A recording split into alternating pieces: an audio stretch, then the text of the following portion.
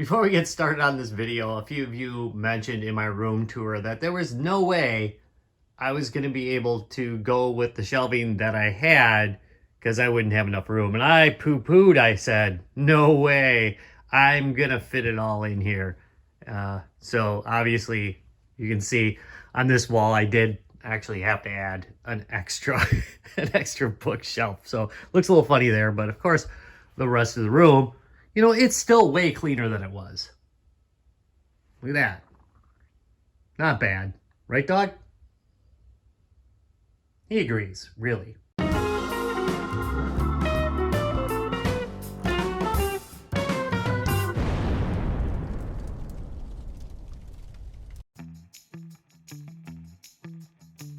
Hey there, real gamers and gatekeepers. Retro Rob here, and it's time for another retro-styled indie game. Today we're looking at Rebound Raver, and it is by Retro Twist Games. It was sent to me for review because a few years ago, yeah, definitely a few years ago, I did a video on every Arkanoid-like game that was on Steam, and it was pretty popular. It did well. But after that, developers would send me new Arkanoid-like games that they were getting.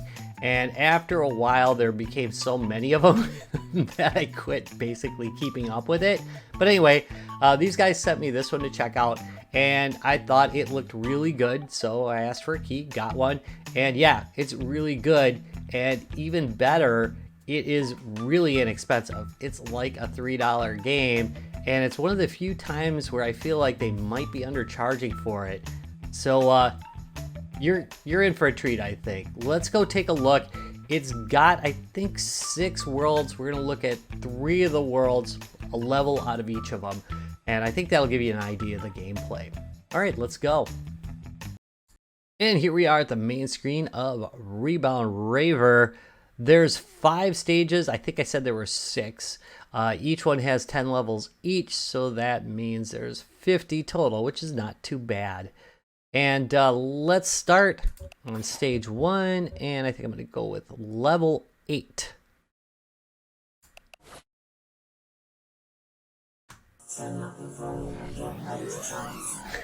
Now, there is background music, of course, as always.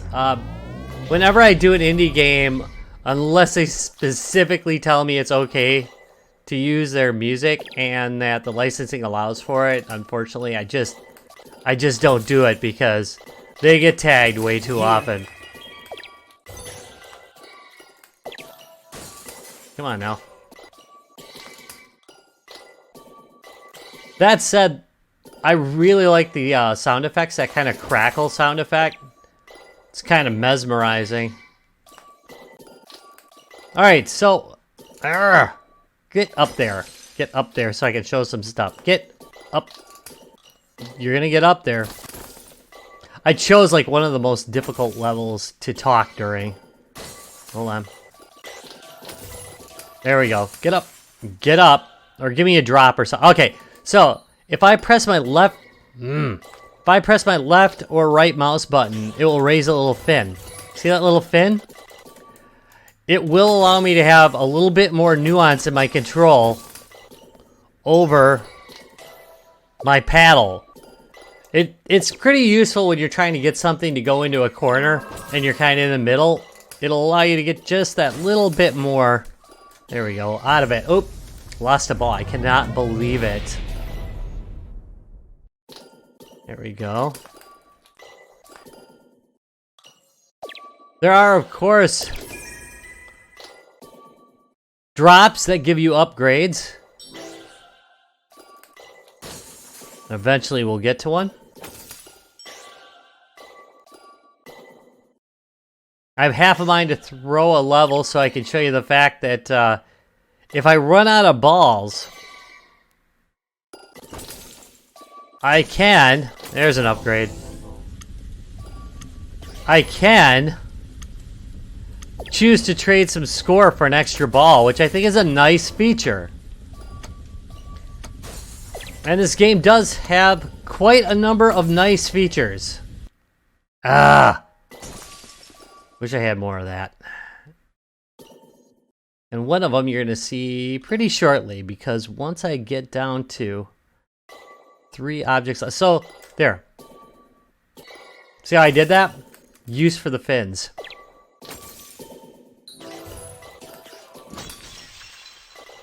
Once I get this down to 3 gems, I can choose to finish the level at that point. Without actually finishing it. And that's always nice if you've ever played one of these games where you kind of just got stuck and were taking forever to get the last block out of place.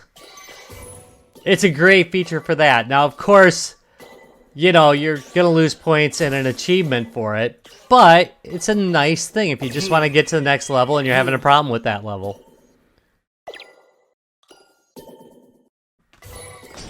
Getting Ravy, we're 1 away. I will say that generally, I only skipped a level once, and that was just for testing purposes. I almost always like to complete them, but in this particular case, we're just going to skip and go on to the next level. But just note, you can get a lot more points for finishing and achievements. Look at the size of this thing. Oh, it shrunk back. Alright. Come on. And there we go. Level completed, even though I didn't really complete it. Kind of cool. It's a nice feature. Alright, here we go with Level 2, Stage 6. Let's take a look at what's going on here, because there's a lot going on. First things first, you're going to notice on the far right-hand side that there's a shield. You see this green shield? You're also going to notice there's a blue shield right here. Okay, to deactivate that shield, I'm going to have to hit this green button on the corner over here. And then, to activate, or deactivate, sorry, the blue shield, I'm going to have to hit that blue button over there. So I'm going to have to deactivate this first, then go for that corner. And then the next thing I've got going on here is I've got 2 flippers right above my paddle right there. So I can't show you them yet. I'll show you them once the game starts, because I will launch the ball if I do that. But note that they do exist. You can use them to flip the ball around just like you can in pinball, which is kind of cool. All right, here we go.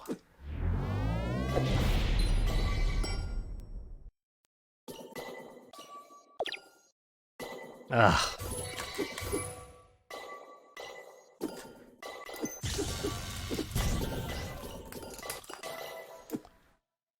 Da, da, da, da, da.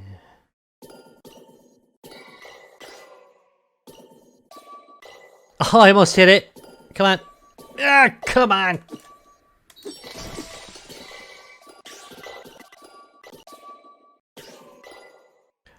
There are times when it comes maddeningly close. And I gotta tell you, those,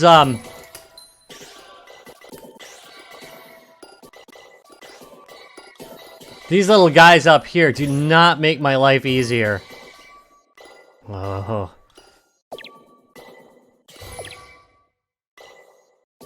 Come on. There we go.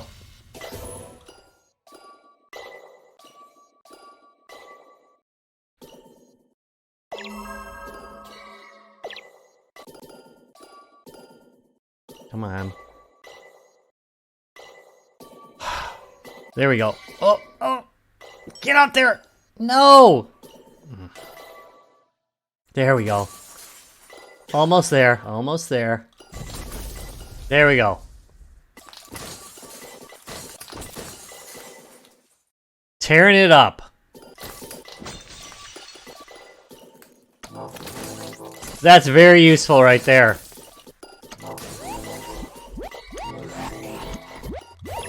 Lasers enabled. Blast away. Did I just lose? I just lost all the balls. Alright. But the good news is, I eliminated everything down to the skip level. By the way, a fine trick. If you know you're about to lose your ball there, if it's like getting out of controls, you can just hit S to skip level and then go to the next one. Come on now. Yeah.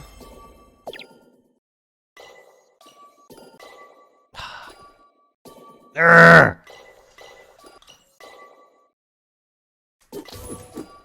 No, get up there. There we go. Done. On to the next level. Let's try level 3. Like that pause there?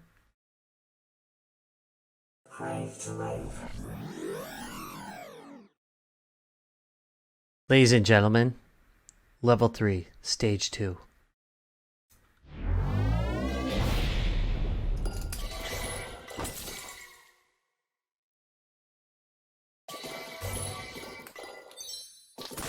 Drop me some goods. Oh.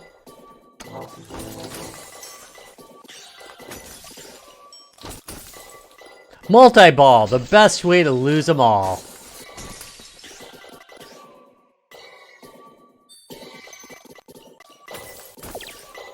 Do not hit that one. That'll shrink the paddle. You're gonna get shrinkage. You don't want that.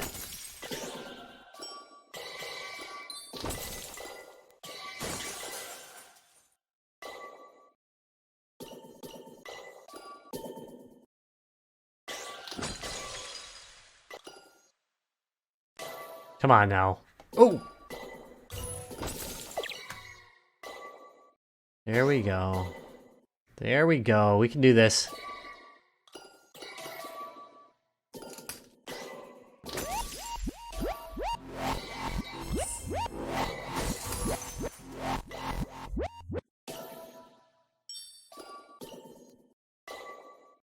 Oh no, you don't.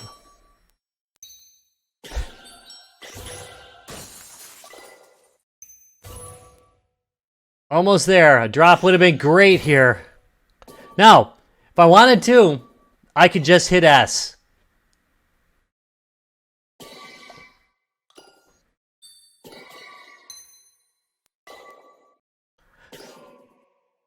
So this game always does something to mess up the possibility of you just basically bouncing back and forth until that last block comes through, or gem, whatever you want to call it. Oh, come on.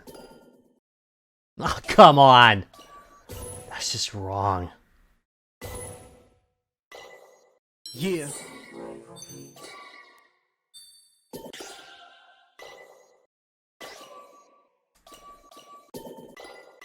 Of all the times for that block to come through there, right? Got it. All right, level completed. So let's get a verdict.